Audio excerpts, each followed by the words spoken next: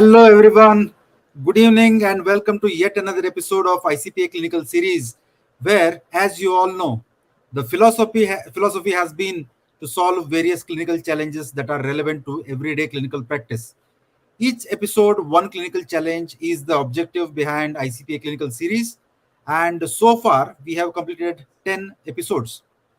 Now, let me tell you something about the month of March, what makes it special. As you all know, March 8th was Women's Day. So we thought, let us make this special for the entire month. So instead of having the usual 2 episodes per month, we decided to keep 3 episodes this month. And all 3 episodes will feature women clinician educators as our guest speakers. So today's topic of relevance for this show is facial aesthetics and cosmetology, for which we have with us an eminent, experienced cosmetologist, Dr. Kshitija Rao, MBBS, MD from KM Hospital, Mumbai, with decades of experience in facial cosmetology. Also, we thought of a new concept. We decided to have a co-host in each episode for this month. And I take great pride in welcoming Dr. Pratibha Patil as today's co-host. Dr. Pratibha was my BDS batchmate in KLE Belgaum.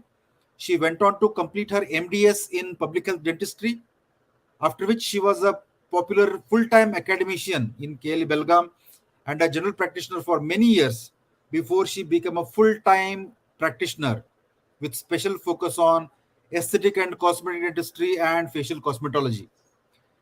Dr. Pratibha also runs an academy at her place where our today's guest speaker comes as a mentor with whom Dr. Pratibha trains medical and dental practitioners to take up cosmetology and incorporate it into their clinical practice.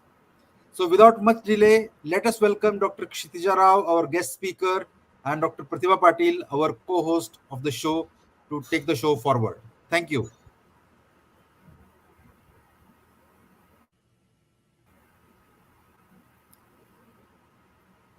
Thank you, Dr. Rajiv.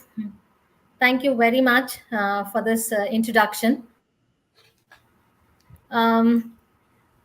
This is a really special occasion for me because here I am actually introducing my mentor. So, a very warm welcome to all the audience. Such a lovely evening where I'm introducing my guiding angel, Dr. Kshitija Rao, who transformed me, a dentist, to a medic cosmetologist. Dr. Kshitija Rao is a postgraduate from KM Hospital, Mumbai, and practiced anesthesia for a while. But her passion in facial aesthetics and cosmetology forced her to complete her fellowship in aesthetic medicine and from the Apollo University. She is a healing doctor, a caring cosmetologist, and an amazing teacher. She has been conducting workshops, especially for dental practitioners. Her area of interest has been anti-aging, enhancement of facial beauty with Botox and fillers, and myofascial pain disorders. She is a faculty in facial aesthetics at University of Genoa, Italy, and faculty of diploma program of University of Genoa with Mysore University, Cairo.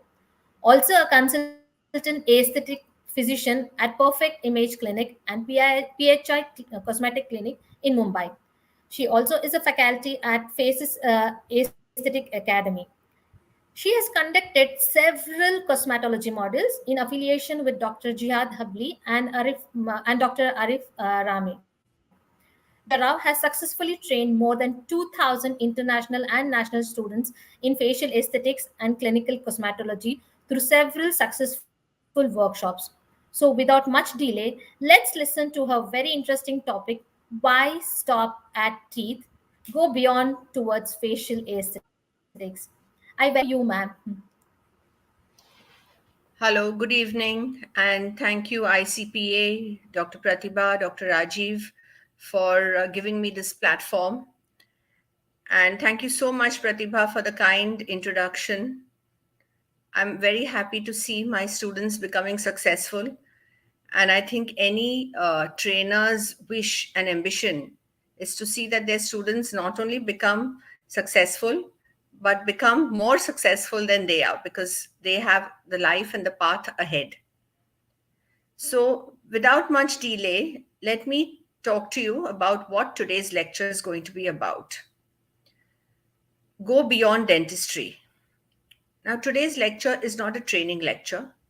It's a lecture to introduce dental and medical practitioners into the world of aesthetics.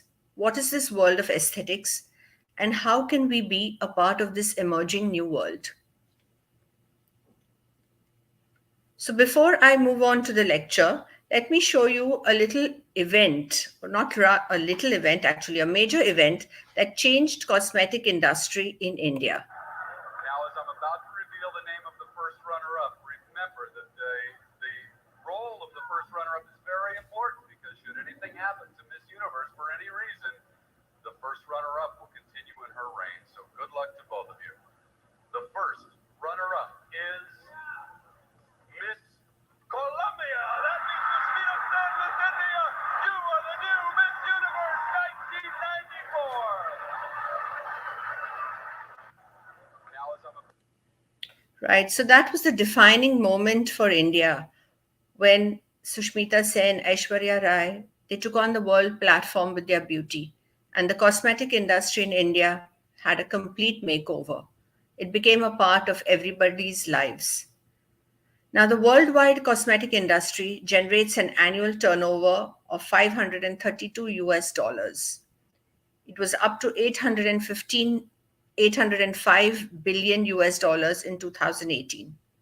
US, Japan, and Germany are the highest consumers. In India, too, we are not left far behind. The skincare market in 2017-2018 was $6.5 billion. And male grooming, very, very encouraging and very, very interesting, was 2.5 billion. So it's not only targeting the women, it's also the males are also a part of this new and interesting industry.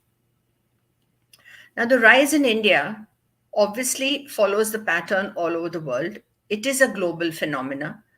There is no retirement age anymore. People work as long as they can work.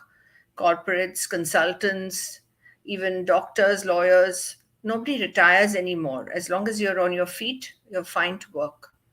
So, obviously, when you have older people in the work environment with younger colleagues, there is the need to have a sort of an anti-aging regime so that you don't look and feel much older than your colleagues.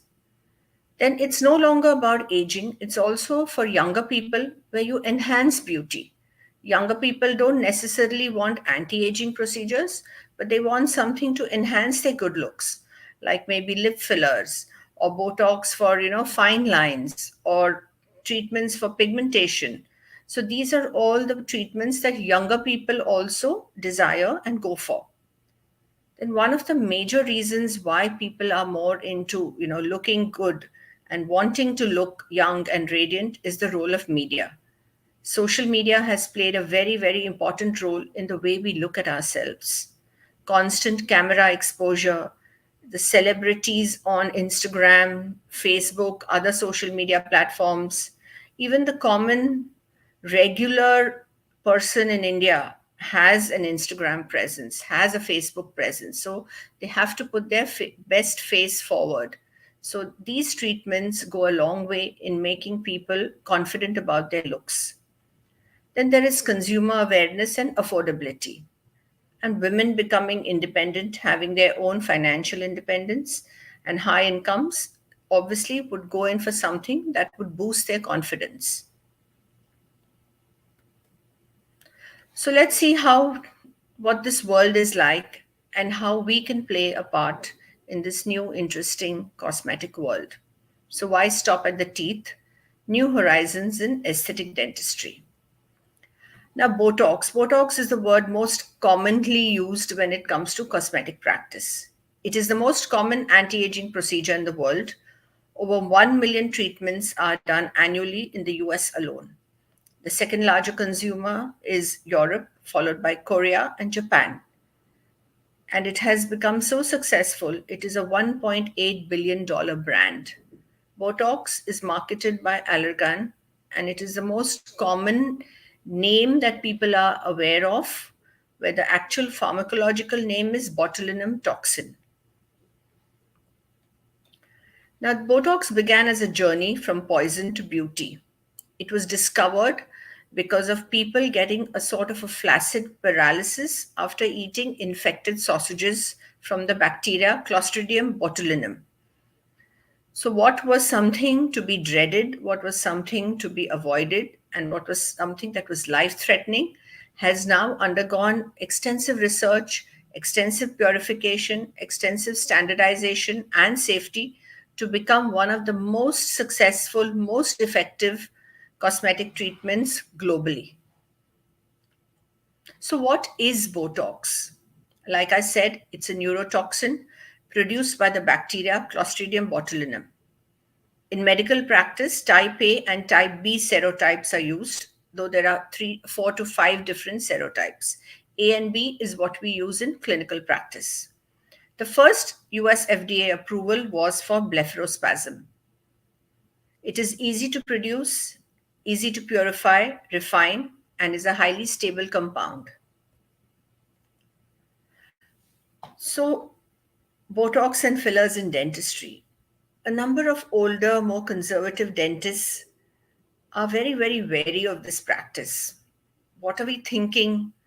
Botox in dentistry? Are you serious? Has the profession gone mad? What has happened to our traditional approach? Don't we just fix teeth and gums? So, this is the first sort of the mental block that I have encountered among dentists. But a number of dentists that I have come into association with have gone beyond this mental block and made themselves a very successful practice in aesthetics. Now, let me tell you why I consider dentists to be one of the most ideal people to be taking up this line, because they are ideal injectors. They're familiar with facial anatomy, they're comfortable with injecting the face. A number of local anesthetic injections are given daily by dentists. Patients are already available on the chair. Follow ups are already scheduled. There's no major investment needed, minimal post procedure care. So it becomes a win win situation for both the dentist and the patient. And it becomes a holistic approach in aesthetic dentistry. Because a number of times, you as a dentist may have noticed that you fix the teeth, but the perioral area is lacking in beauty. The lips are far from perfect. The chin or the jawline needs something to be done. So, this is where aesthetic comes in, and where you can give a complete holistic approach in perioral rejuvenation and overall facial rejuvenation. So, now botulinum toxin is available as different product names. There is Dysport, there's Botox, there's Ciax, then there are other called Xeomin. These are the ones that are available in India, and it is available in a vial as a freeze-dried powder. This is then constituted with normal saline in particular doses, like a 50 unit vial is reconstituted with 1.25 ml of normal saline. 100 units is with 2.5 ml of normal saline, and then the dosage is according to the concentration derived. This is a fixed standard concentration all over the world and not to be tampered with. What is the mechanism of action? This works at the neuromuscular junction. As we all know, the action potential causes muscular contraction. So, what Botox does is it cleaves this SNAP25 protein, which is there at the neuromuscular junction. So, the acetylcholine molecules, which otherwise dock onto the muscle membrane, are not able to dock because of the cleaved protein complex. So, obviously, when the vesicles cannot fuse with the membrane, there is no action potential, and then there is no muscle movement. And that is how Botox or botulinum toxin blocks the muscle movement at the neuromuscular junction. So it's a very local action. It doesn't work all over the body. It works only at the area that is injected. And that is why it's an important feature in its safety profile. The onset is in 4 to 5 days. It peaks in 10 to 14 days. And the duration usually lasts about 12 weeks. Of course, it is dose dependent and depends on the area where it is injected. Now, these are the common US FDA approved areas of Botox injection. So you have the frown lines, you have the forehead lines, you have the crow's feet, that is the orbicularis oculi. Then you have the orbicularis oris, where you have the perioral wrinkles, which can be corrected with Botox.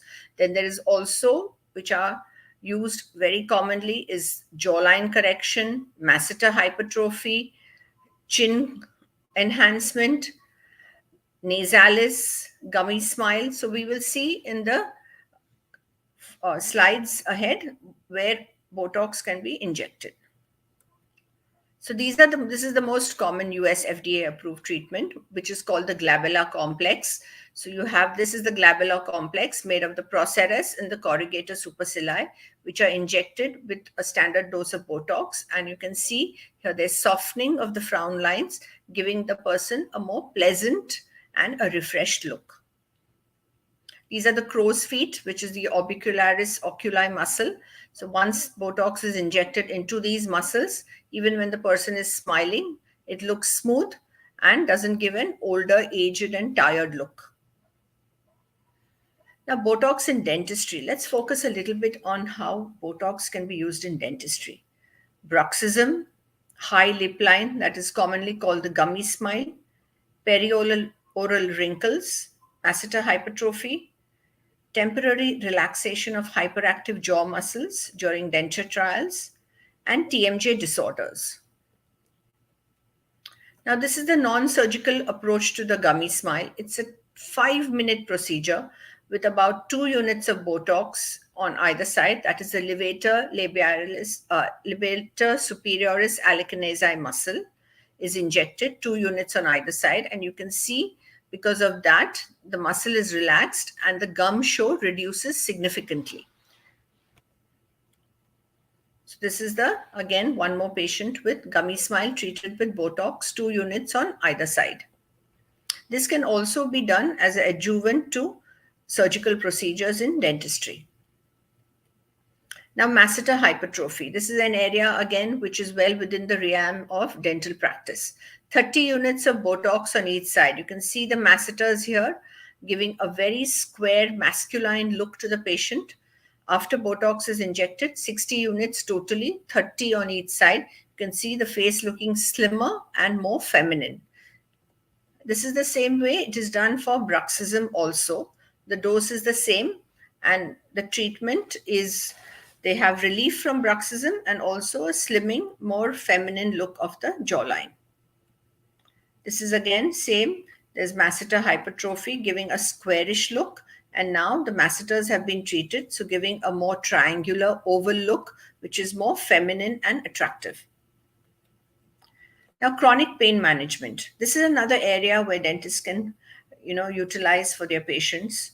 Migraines, orofacial pain, tension headaches, whiplash injury with neck pain, cervical dystonia, trigeminal neuralgia. The most common and the most effective is for migraines and orofacial pain. Now, what is the mechanism of action of Botox in chronic pain? So initially it was thought that because of the muscle relaxation, the pain went away. But studies have shown that apart from the motor neuron action, that is the one that we saw at the neuromuscular junction, which it prevents acetylcholine release and muscle contraction, there is another role of Botox, that is, it blocks the release of neurotransmitters like glutamate, substance P, all the neurotransmitters that are responsible for the pain sensation and responsible in the cascading pain pathway. These are blocked by botulinum toxin. So the pain signal transmission is reduced or abolished in some cases. So Botox acts in chronic pain in 2 ways. 1, with the standard regular muscle relaxation, and 2, as a blockage of the pain pathway. So for chronic migraine, we use slightly higher doses as compared to cosmetic because the muscles are larger and bulkier. Now, you have to make sure that the patient has scientifically and medically proven chronic migraine. So what is the definition of chronic migraine? It is a headache that lasts more than 15 days in a month. They last 4 hours or more. And they have all the other symptoms like aura, or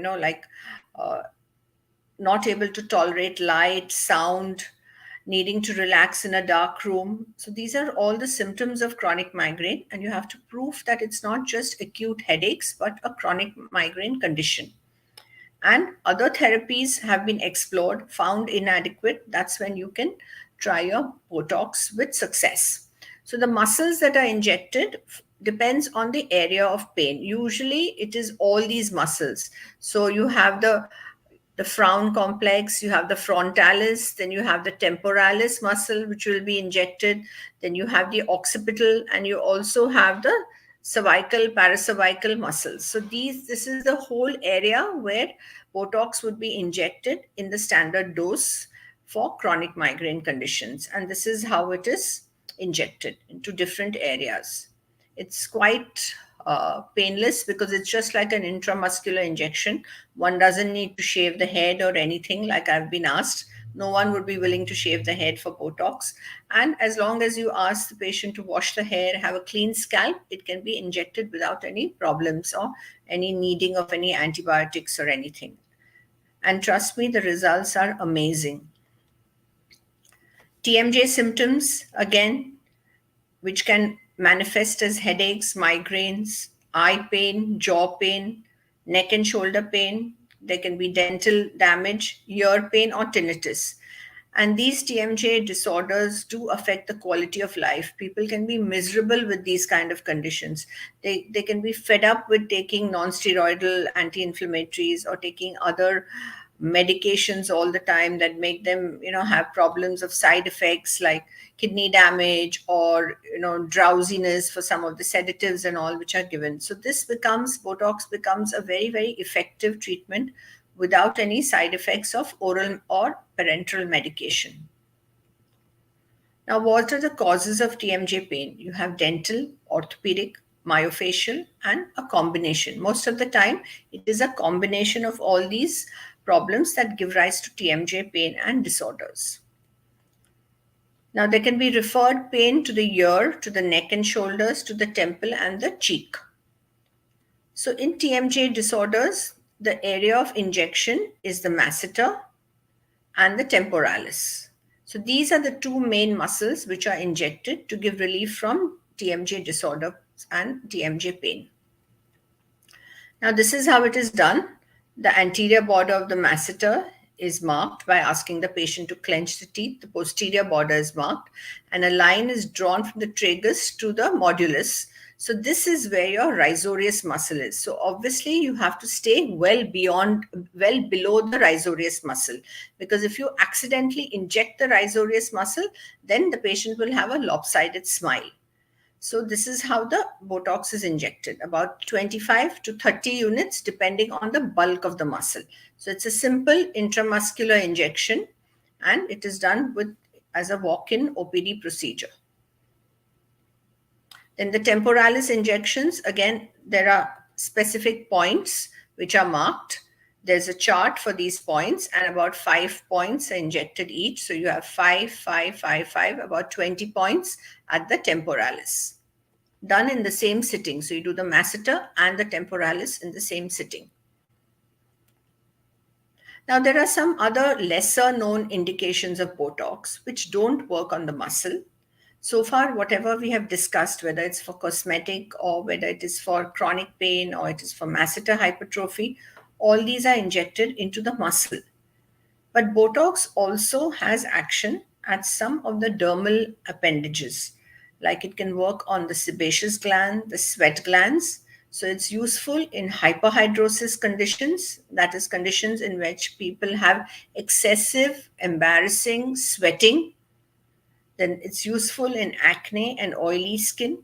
And it's also injected into the skin for skin radiance as microbotox. It helps in causing vasodilatation and an excellent glow.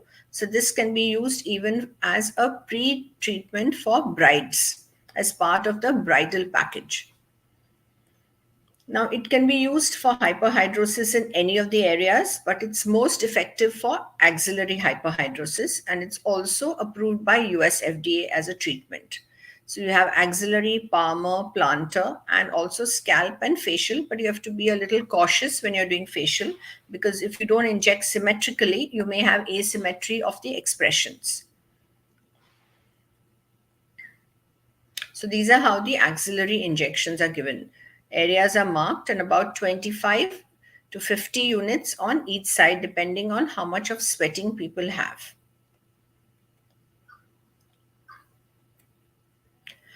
Now, before we go on to static lines and fillers, let me just give you a little more information regarding complications of Botox.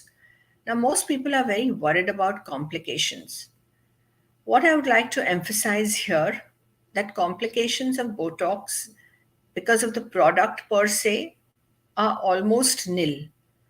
Most of the complications we hear about are complications of technique where too little Botox, too much Botox, asymmetrical injections, especially if you have this area where it's not injected symmetrically, then you'll have your eyebrow going up or down. We may have seen celebrities looking very, very odd because of asymmetry of Botox. Again, in the crow's feet area, there are a lot of vascular structures. So if you're not careful, you might have bruising, hematoma.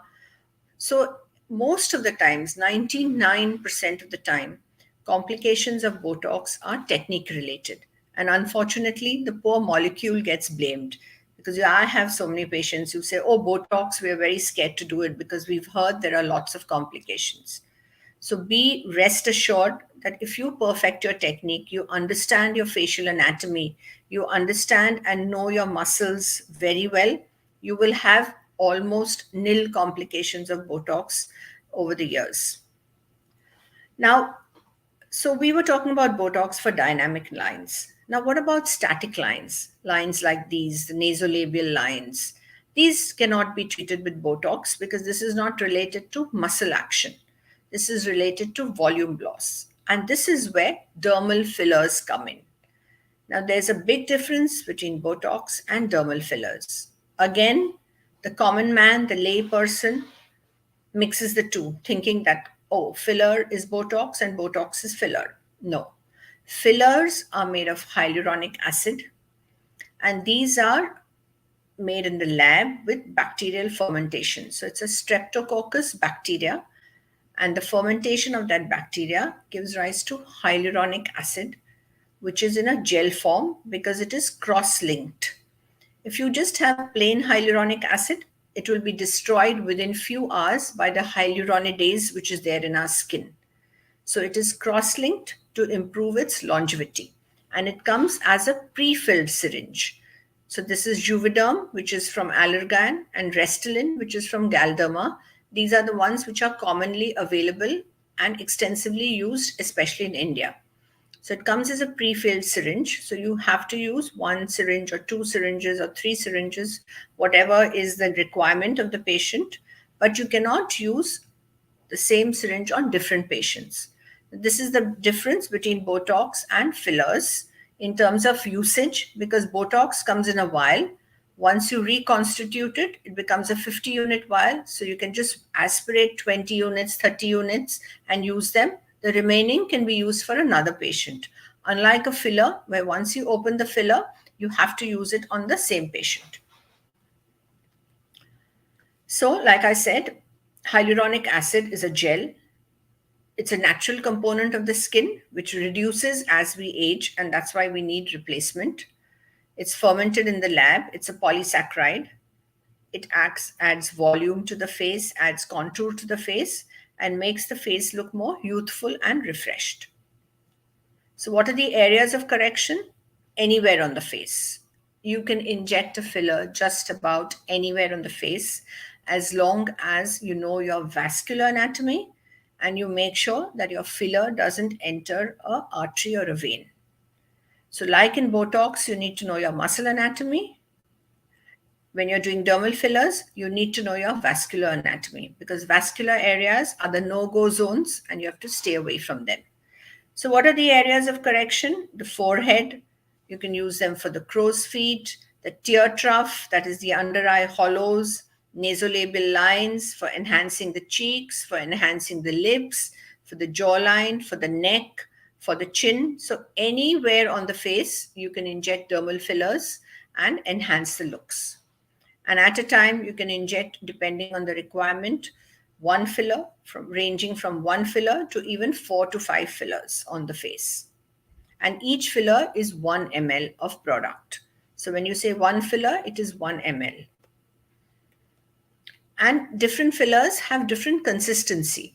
As you can well understand logically, the filler that you would do in the under eye is not the kind of consistency that you would use for cheek enhancement, because for the cheek you need lifting effect, whereas for the under eye or for the lips you need a volumizing and a soft contouring effect. So filler particles are of different sizes and different thickness. So depending on the area of injection, you will choose the product, the same product, but of different consistency. Now, with no disrespect to anyone, Sharmila Tagore is very beautiful then and even now, but we can see the effects of aging on the face. So what happens? There's volume loss. You can see it in the under eye area. There is sagging of the skin, gravity affected. You can see the jowls. The jawline is not sharp. There's hollowing here in the mid-face area. You can see the triangular face has become squarer, and even the neck has sagged, and there are lines and wrinkles. So this is what you call the triangle of beauty gets reversed as you age. And when we do facial aesthetics, our aim is to try and get as close to the triangle of beauty to give a more youthful look to the person. So this is what we mean by reversal of triangle. So this is a youthful face with the triangle, with the apex at the chin. As we age, the triangle gets reversed because of gravity, shrinking of the bones, loss of hyaluronic acid, loss of facial fat, loss of collagen. All these things cause shrinking, they cause reversal of the triangle. And it's common across all races. It's not different for different racial areas and for different ethnicity.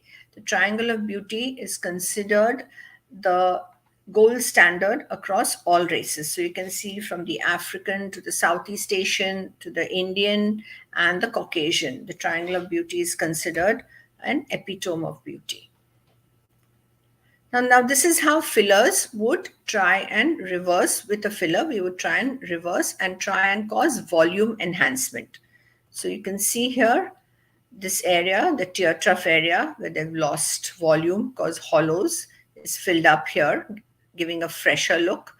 The cheeks have been enhanced with fillers, so there's a more fuller face and not a haggard, tired look. The nasolabial lines have become softer because when the cheek lifts, automatically the nasolabial lines become softer.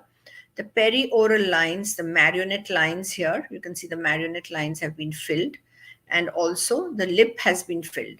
So if you see the face on the left and if you see on the face on the right, it's a subtle difference, but it's a beautiful difference without surgery, just with the art of dermal fillers. So this patient, about 4 fillers would have been used for her totally, and fillers last for about 1.5 to 2 years. And they also cause collagen stimulation. So over the years, you'll need lesser and lesser fillers if you start well in time. Now, it's not necessarily, like I said in one of the slides, about anti-aging. It's also about enhancing the looks. Now, this young girl has a very pretty face, but she has been bothered with this tear trough, what you call the nasojugal fold. This tear trough and this hollowing gives her a very tired look most of the time. Doesn't give her a refreshed look. So injecting a dermal filler in the tear trough area has changed her from looking like a tired person to a more refreshed look. Also, there has been some filler injected in the perioral area, what is called the marionette line. So you can see that if you choose your filler properly and you perfect the art of deciding where a filler needs to be injected, and you also learn the technique of injecting fillers non-surgically, you can completely change the look of the person in a very subtle way. That is not that the person looks different, it's just that they look fresher and more rejuvenated. This is also another young person where the nasolabial fold has been injected to give a more softer look. Then there are lip fillers done from the age of 18 onwards. You see more and more celebrities now with lip fillers. You can see this, the lip filler, it's added volume without ruining the shape or giving too much of a pout. So you can add volume, you can give a pout, you can improve the shape, and you can give a more youthful look to the person, because as we age, lips thin out. So they're part of an anti-aging procedure also, and also for enhancement in a younger patient. So this is how nasolabial filler effect is there. So you can see the nasolabial fold has significantly reduced, giving a more refreshed look. Then there's something called the phi proportions. Phi, which is the ratio, also called the golden ratio. I think in dental practice also it is used when you do teeth restructuring. So you can see that when you apply phi proportions and you apply mathematics to an already good looking face, and apply these mathematical equations and proper proportions, you get the wow effect. So this is what is called the wow effect. You move from a good, pretty face to an absolutely gorgeous face. So what has been done here? There has been chin enhancement. There has been the nose that has been slimmed down. The tear trough area has been filled. The brows have been shaped, and the masseter and the jaw masseter hypertrophy has been treated with Botox. And you can see a much more slimmer, more glamorous, and more attractive face. Chin enhancement, again, is a simple, very effective technique done with a thick consistency dermal filler. Like I told you about consistency for chin, because you need projection, you need a thicker consistency hyaluronic acid filler. Fillers can be also done for aging hands to give volume, to take care of fine lines, wrinkles. And so the hands and the face should not be mismatched, because a lot of people take care of the face, but sometimes the hands lag behind, the neck also lags behind, and you have people who have gorgeous, young, smooth faces and they forget about the hands and the neck. So it is our duty to advise them to keep the hands and the neck also in sync with the face, and this can be done very easily with dermal fillers of a thinner consistency. Again, this is a dental indication where you have intraoral, the black triangle, and it can be injected with a dermal filler, about 0.1 ml per defect. Wait for about 10-15 days because the filler tends to hydrate, and then you can repeat the procedure. So it's a simple 5-minute procedure for a dreaded black triangle problem. So, what we're trying to tell you here by exposing you to this lecture is that frame your artistry. Don't only focus on the teeth. You may do a great job on the teeth, but if you have not framed it beautifully with other perioral rejuvenation techniques, it doesn't become a holistic approach. And no matter how much energy, time, and money and expertise you've spent on correcting the teeth, the patient always is not completely satisfied. So it's important to introduce other techniques, whether it is botulinum toxin, fillers, lasers for skin resurfacing. All these techniques can be very, very easily introduced into dental practice to give a complete approach, to give a more holistic approach, so that the patient doesn't have to go to another practitioner to complete the job that you have started. So, Botox fillers in the modern dentist. The perfect smile, when you work on the perfect smile, you need to move from being teeth centric to the entire perioral area and the entire face. The beautiful teeth surrounded by wrinkles, deep nasolabial folds, and poor skin texture negates the whole effort. So the patient is not completely satisfied, and you're just limiting your aesthetic dentistry practice. So when dentists have moved from the historic past, from this to this, you can go one step further and introduce facial aesthetics with Botox fillers, chemical peels into your practice. So there's no need to think outside the box.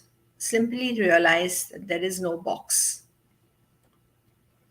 Thank you so much for your patience and your interest in facial aesthetics.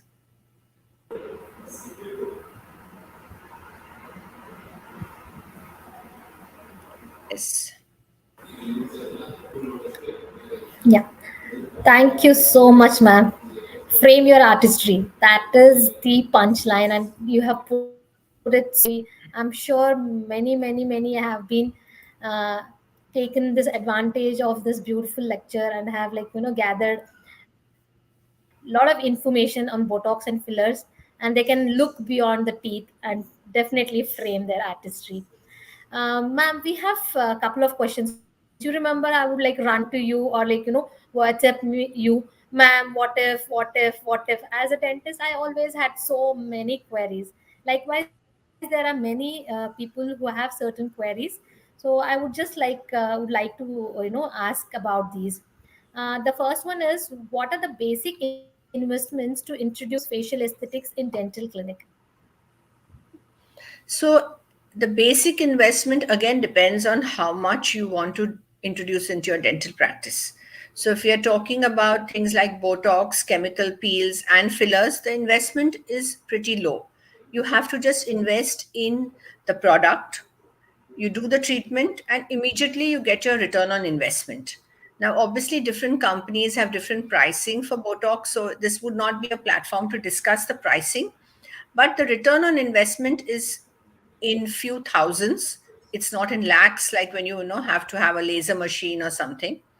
And the return comes quicker because you do the procedure, you finish the product, you get the payment from the patient. So it's not like where you have a very expensive machine that you invest in. It's in few thousands for these procedures. Obviously, if you want to do lasers and all, then it is in a few lakhs, but nothing compared to what you would invest in dental practice with your chair and other equipment. Yeah. Thank you, ma'am.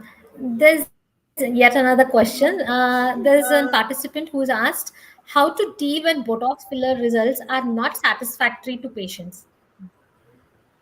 So this starts, the answer to this question starts before the Botox and fillers are done, because consultation and counseling for these patients is very, very important.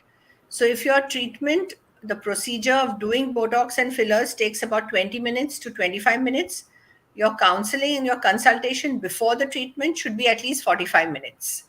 So we have to explain to patients what they're about to, what they should expect, that it's a non surgical procedure, it's a clinic procedure, so they cannot expect results that they would expect with surgical procedures. Very often, people they bring pictures of celebrities and they say, I want to do one treatment and I want to look like this. You have to explain to people that aesthetics is not a endpoint, it's a journey. It's like going, can you go to the gym for one day and expect to get a great body? It's not like that. So dissatisfaction of patients comes when counseling and consultation has not been done properly. So my mantra is always under promise and over deliver. Yeah, that's beautifully put up. That's very nice, ma'am. Thank you for that. Ma'am, there's another question. There's a participant who asks, how important is facial aesthetics if we plan to go to Gulf country? Oh, very important. Very important, because I've been going as a trainer to Egypt for the last 4 to 5 years. And believe me, even 18 and 20-year-olds there come for Botox and fillers. It's a huge market. And the acceptance is much, much more higher than what it is in India. The knowledge, the awareness is much more. So if somebody is planning to go to the Gulf, then Botox and fillers is definitely part of something that they should invest in, train themselves in, and become an expert, because that will give a huge boost to their practice there. Thank you, ma'am. Ma'am, there's some very interesting question. Like, you remember, I would ask this question very frequently to you, that I'm ready to start cosmetology. I have done a fellowship and hands-on, but my apprehension is acceptability of dentist as medical cosmetologist. Since most patients understand cosmetology as a part of dermatology, how to make patients understand the difference? So patients will accept the difference when you, as a dentist, realize there's no difference. So if you think in your mind that this is my dental practice and this is my cosmetology practice, that's where the problem starts. It is a dento cosmetic practice. It is facial aesthetics. Like I said, there is no box. So why are dentists boxing the treatment? Like this box belongs to dental practice and this belongs to cosmetic. So you when you deal with somebody, like for example, if you are doing something like, teeth brightening or teeth, what are the procedure called, is Teeth whitening, teeth whitening. whitening or brightening, or you're Treatment. doing something like you have a bride who comes to you for that. So are you going to tell her that I'm going to do my teeth whitening for you as a dentist, and then I'm going to do a lip filler for you as a cosmetologist? That's where the divide starts in the patient's mind. So you have to tell them that as part of your smile design, we will be whitening your teeth and we will be enhancing your lips with a filler. So there's no demarcation. So don't create the demarcation in your mind. If it's there in your mind, it will translate into your patient's mind. Once you overcome this block, then your patients will not have the block, because eventually you'll realize, whether it's in cosmetic practice or in any practice, your apprehension, your nervousness is what gets reflected onto the patient's thinking. So you have to change that thinking so that the patients don't think like that. I hope that Thank you answers your so question. much, ma'am, that for that wonderful answer. Yeah, yeah, definitely, definitely. Dear participants, I would just like to share my view on this. I am a live example for you. I have transformed from a dentist, a public health dentist, to a medical cosmetologist, but definitely under the guidance of Dr. Kshitija. So yes, that apprehension will always be there, but you have to overcome it. And as ma'am say, you have to stop that demarcation and go beyond teeth and start your journey. It's a beautiful journey, believe me. Yes. Dr. Rajiv, are there any more questions? Yeah, yeah. Thank you, Dr. Kshitija. It was a wonderful session. Even I could learn so many things in that limited 30 minutes. But the Wonderful. key So message here is you're there, part of our next training program. I think you are going to conduct a program somewhere in the month of April in Belagavi, Belgaum. Yes, yeah, yeah. We have the workshops there, Ahmedabad and Belgaum. Yeah. Okay, okay. So there is a question here. There is a live question. Somebody is asking, if we do a 3 to 5 days course, what will I be able to do? What all I'll be able to incorporate in my dental practice if I do a course of 3 to 5 days? So when you do a 3 to 5 day course, it sets you on a path. It gives you a certification. It gives you a confidence. Then how you tread on that path, it depends on you. Learning is something like Michelangelo said at 92, I'm still learning. So once we put you onto the path, how you utilize that information, how you utilize that knowledge is up to you. And of course, you have to enhance yourself with more. Even I go for workshops because there is always something you can learn from someone else at some point. So once you do a 3 to 5 day course, I'm not saying you'll become an expert, but you will at least have the scientific knowledge of what this entails. You start the practice, start small. Like for example, if you want to do Botox and you're worried about doing Botox for the frown because the eyebrows might go up and down, start doing Botox for masseter hypertrophy. Start doing Botox for jawline because there are no expressions there. Nothing can go wrong there. So start small, get your confidence, do more courses, do advanced treatments, and keep on updating your knowledge every few years, because that's how you'll become an expert. A 3 day course is not going to last you for the rest of your life. You have to constantly update, upgrade yourself, and stay in touch with new techniques. But the 3 day course will set you on the path, give you a certificate, and give you confidence. So if a dentist, practicing dentist, wants to start off with facial cosmetology, what is that one thing he can start confidently once he completes the first course?